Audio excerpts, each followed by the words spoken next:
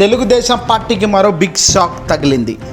Rajahmundry rural seat కోసం BJP పట్టుబడుతున్న నేపథ్యంలో MLA Gorantla Buchaiah చౌదరికి ఊహించని బిగ్ షాక్ మొదటి నుంచి ఊహిస్తున్నట్టే ఆయనకు తగలడంతో ఒక్కసారిగా ఇప్పుడు బుచ్చయ్య చౌదరి గారు తెలుగుదేశం పార్టీకి గుడ్ బై చెప్పేయబోతున్నట్టుగా తెలుస్తుంది. మొదట్లో ఈ సీటును జనసేనకు కేటాయిస్తారనే ప్రచారం జరిగిన కందుల దుర్గేష్ విడదవోలు వెళ్లేందుకు అంగీకరించడంతో బుచ్చయ్యకు లైన్ క్లియర్ అయింది. ఇప్పుడు బీజేపీ సీన్లోకి రావడంతో ఆయనకు సీటు దక్కే అవకాశమే లేదని మరోసారి తేలిపోయింది. దీంతో ఇన్నేళ్ల నుంచి పార్టీలో ఉంటూ వస్తున్న పెద్ద దిక్కుగా ఉన్న టీడీపీకి 40 ఏళ్ల సీనియర్నని చెప్పుకునే బుచ్చయ్యకు ఘోర అవమానం దక్కడంతో ఇక టీడీపీకి బుచ్చయ్య చౌదరి రాజీనామా చేయబోతున్నట్టుగా తెలుస్తుంది. వీలైతే అధికార పార్టీ వైఎస్ఆర్సీపీ పార్టీలోకి ఈయన జంప్ అయ్యే ఛాన్స్ కూడా కనబడుతున్నట్టుగా తెలుస్తుంది.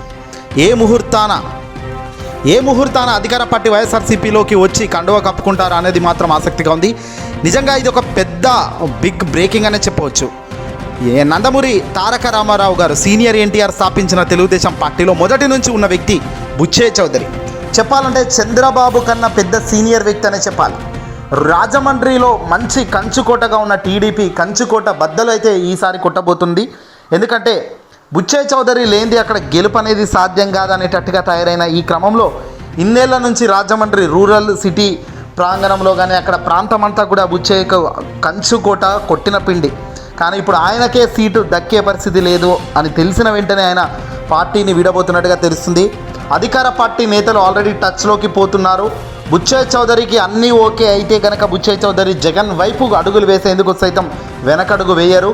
బుచ్చయ్య చౌదరి మొదటి నుంచి కూడా వైసీపీకి కాస్త సైలెంట్గానే ఉంటున్నారు, మంచి పరిపాలన అందిస్తున్నారు అని మనసులో అనిపిస్తున్నట్టు చాను ఇండైరెక్ట్గా కొన్ని కామెంట్లు కూడా అప్పుడప్పుడు ప్రెస్ మీట్లో చేస్తుండడం కూడా మనం చూస్తున్నాము. ఎక్కడైనా మంచిని మంచి అని ఒప్పుకునే ధైర్యం కూడా ఉండాలి. లేకపోతే కూడా ఇలాంటి పరిస్థితులు వచ్చినప్పుడు కూడా మాట్లాడలేని పరిస్థితి. తాజాగా టీడీపీకి బుచ్చయ్య గుడ్ బై చెప్పడం, చంద్రబాబుకు దండం పెట్టి ఇక అధికార పార్టీలోకి వస్తే బాగుంటుంది అనే అంచనానైతే వస్తుంది. చూద్దాం మరి ఏం జరుగుతుందో ఏంటో. మీరు కూడా మీ అభిప్రాయాన్ని కామెంట్ చేయండి. అధికార పార్టీ వైఎస్ఆర్సీపీలోకి వస్తే ఎలా ఉంటుంది అనే దానిపై.